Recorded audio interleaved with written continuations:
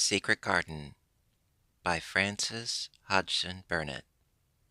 Chapter 1. There is no one left. When Mary Lennox was sent to Misselthwaite Manor to live with her uncle, everybody said she was the most disagreeable-looking child ever seen. It was true, too. She had a little thin face and a little thin body, thin light hair, and a sour expression. Her hair was yellow, and her face was yellow, because she had been born in India, and had always been ill in one way or another.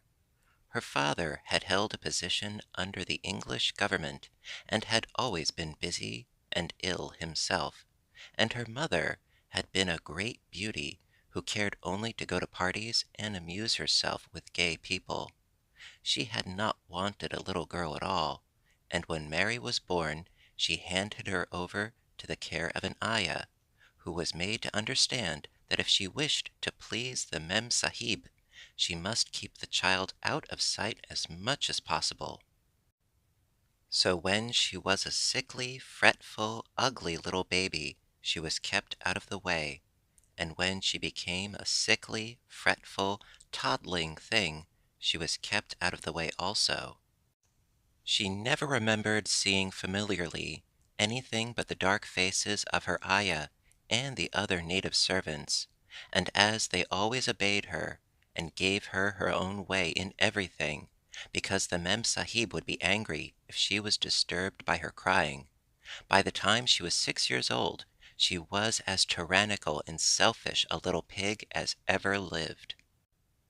The young English governess who came to teach her to read and write disliked her so much that she gave up her place in 3 months, and when other governesses came to try to fill it, they always went away in a shorter time than the first one. So if Mary had not chosen to really want to know how to read books, she would have never learned her letters at all. One frightfully hot morning, when she was about 9 years old, she awakened feeling very cross, and she became crosser still when she saw that the servant who stood by her bedside was not her ayah. "Why did you come?" she said to the strange woman. "I will not let you stay. Send my ayah to me." The woman looked frightened, but she only stammered that the ayah could not come, and when Mary threw herself into a passion and beat and kicked her, she looked only more frightened, and repeated that it was not possible for the ayah to come to Missy Sahib. There was something mysterious in the air that morning. Nothing was done in its regular order, and several of the native servants seemed missing, while those whom Mary saw slunk or hurried about with ashy and scared faces. But no one would tell her anything, and her ayah did not come. She was actually left alone as the morning went on, and at last she wandered out into the garden and began to play by herself under a tree near the veranda. She pretended that she was making a flower bed, and she stuck big scarlet hibiscus blossoms into little heaps of earth, all the time growing more and more angry, and muttering to herself the things she would say, and the names she would call Saidi when she returned. "Pig! Pig! Daughter of pigs!" she said, because to call a native a pig is the worst insult of all. She was grinding her teeth and saying this over and over again when she heard her mother come out on the veranda with someone. She was with a fair young man, and they stood talking together in low, strange voices. Mary knew the fair young man, who looked like a boy. She had heard that he was a very young officer who had just come from England. The child stared at him, but she stared most at her mother. She always did this when she had a chance to see her, because the Mem Sahib, Mary used to call her that oftener than anything else, was such a tall, slim, pretty person, and wore such lovely clothes. Her hair was like curly silk, and she had a delicate little nose which seemed to be disdaining things, and she had large laughing eyes. All her clothes were thin and floating, and Mary said they were full of lace. They looked fuller of lace than ever this morning, but her eyes were not laughing at all. They were large and scared, and lifted imploringly to the fair boy officer's face. "Is it so very bad? Oh, is it?" Mary heard her say. "Awfully," the young man answered in a trembling voice. "Awfully, Mrs. Lennox. You ought to have gone to the hills 2 weeks ago." The Mem Sahib wrung her hands. "Oh, I know I ought," she cried. "I only stayed to go to that silly dinner party. What a fool I was!" At that very moment such a loud sound of wailing broke out from the servants' quarters that she clutched the young man's arm, and Mary stood shivering from head to foot. The wailing grew wilder and wilder. "What is it? What is it?" Mrs. Lennox gasped.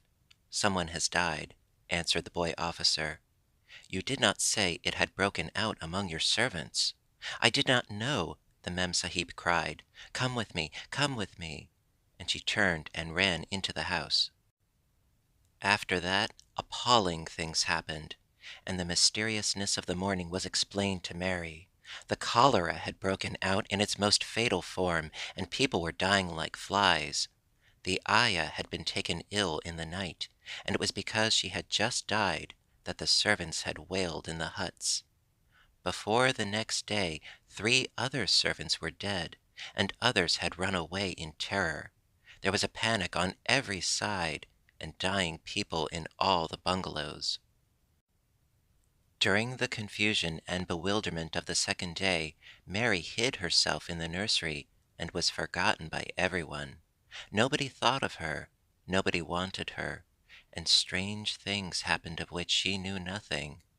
Mary alternately cried and slept through the hours. She only knew that people were ill, and that she heard mysterious and frightening sounds.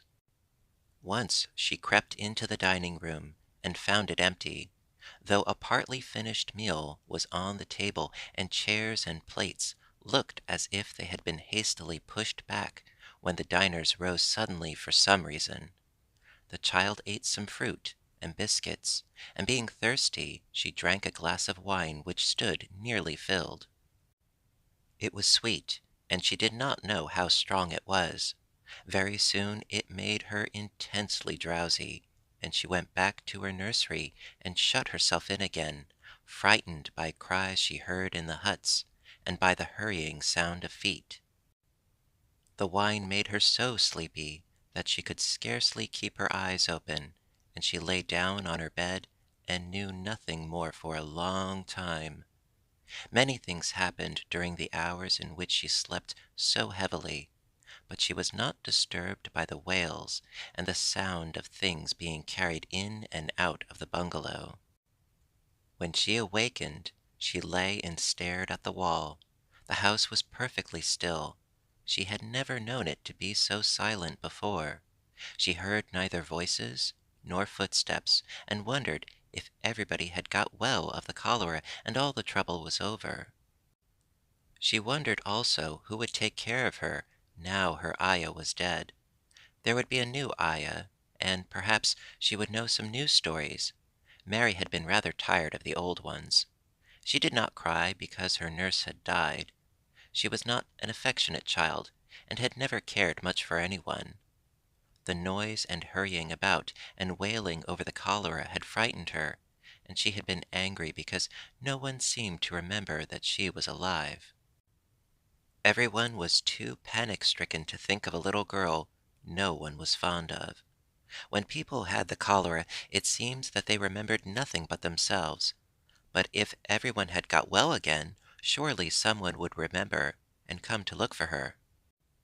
But no one came, and as she lay waiting, the house seemed to grow more and more silent. She heard something rustling on the matting, and when she looked down, she saw a little snake gliding along and watching her with eyes like jewels. She was not frightened, because he was a harmless little thing who would not hurt her, and he seemed in a hurry to get out of the room. He slipped under the door as she watched him. "How queer and quiet it is," she said. "It sounds as if there were no one in the bungalow but me and the snake." Almost the next minute She heard footsteps in the compound, and then on the veranda. They were men's footsteps, and the men entered the bungalow and talked in low voices. No one went to meet or speak to them, and they seemed to open doors and look into rooms.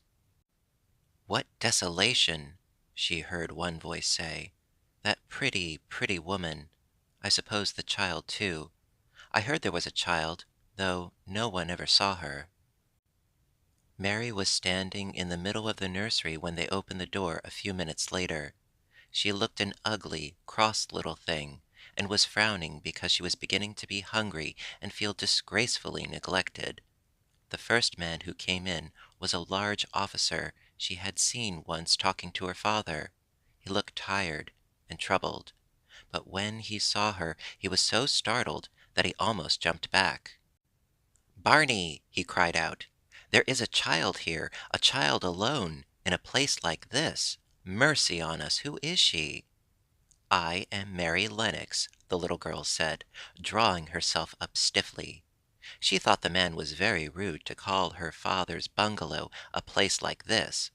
"I fell asleep when everyone had the cholera, and I have only just wakened up. Why does nobody come?" "It is the child no one ever saw," exclaimed the man, turning to his companions. "She has actually been forgotten." "Why was I forgotten?" Mary said, stamping her foot. "Why does nobody come?" The young man, whose name was Barney, looked at her very sadly. Mary even thought she saw him wink his eyes, as if to wink tears away. "Poor little kid," he said. "There is nobody left to come." It was in that strange and sudden way that Mary found out that she had neither father nor mother left, that they had died and had been carried away in the night, and that the few native servants who had not died also had left the house as quickly as they could get out of it, none of them even remembering that there was a Missy Sahib. That was why the place was so quiet. It was true that there was no one in the bungalow but herself and the little rustling snake.